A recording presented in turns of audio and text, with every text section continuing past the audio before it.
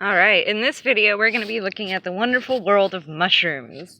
So mushrooms are also called fungus, and they're a kind of cousin, you could say, to plants. They don't grow with the same kind of structures, and the way they consume food and provide energy and nutrients is completely different too. They do require the same kinds of things that plants do to live, just like most plants do. However, mushrooms specialize as a different kind of level in communities.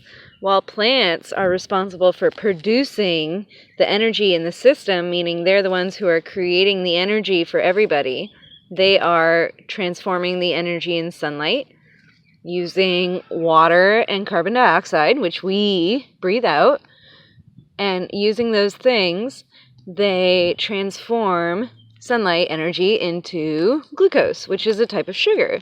And then everybody else needs sugar to perform bodily functions, cellular actions, breathing, all that good stuff.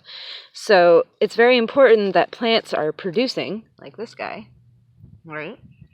And then mushrooms or fungus play a different kind of job. They have a different role. And what they do is they actually act as decomposers.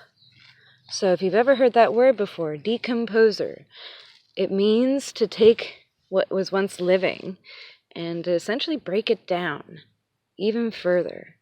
So if you've ever seen a piece of fruit rot, it's decomposing naturally, but some things need help decomposing and breaking down, and that's where fungus comes in.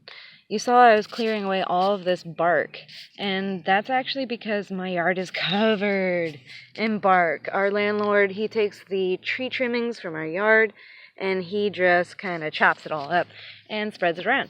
And fungus loves it because it actually specializes, this one in particular, because I find it every year all over the place, it must specialize in breaking down and decomposing and taking out the nutrients from bark. Kind of cool. And what the magic part is that it doesn't just live by itself. Mushrooms are actually one of the largest organisms in the world. There is a fungus, and I believe organ, that is larger than a blue whale. Like, it is huge. And this isn't what they're talking about when they talk about it being big. Instead, I want you to think about something a little bit smaller. And when I dig down, we'll get a better idea about what that something is. And we're going to look at this big cluster here to start, and then we'll look at some of these little ones to discover how mushrooms develop in their life. So we're going to scrape away a little more of this bark here to reveal more about around the base of this mushroom. Okay, that looks nice. Okay, so there's a few things I want you to notice. See all the white stuff? It's actually not mold. It's something called mycelium. Mycelium. And this stuff is the main body of the mushroom. This mushroom that you think of when you want to eat mushrooms and things like that, that's the fruiting body. It's like when you eat an apple, but you don't eat the tree. This is the tree. This is the main body of the mushroom.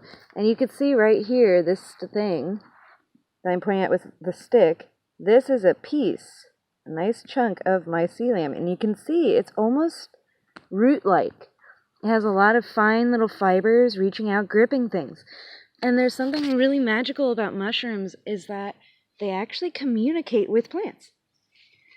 There is this wonderful system of nutrient sharing.